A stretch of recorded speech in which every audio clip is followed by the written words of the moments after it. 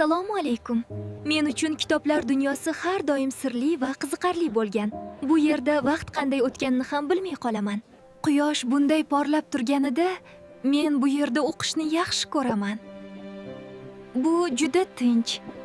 Mening xayolimda cheksiz olamlar bor. Har bir so'z bir sehr. Mening orzuim mashhur yozuvchi bo'lish. Men so'zlarim odamlarning qalbiga yetib borishiga amin bo'laman. Men kelajakda mashhur yozuvchi bo'lishni orzu qilaman. Odamlarning qalbiga yetib boradigan asarlar yozishni xohlayman. Laylo, yana kitoblar dunyosidamisan? Tashqarida hamma tanaffus qilyapti. Haqiqiy sarguzasht shu sahifalarda.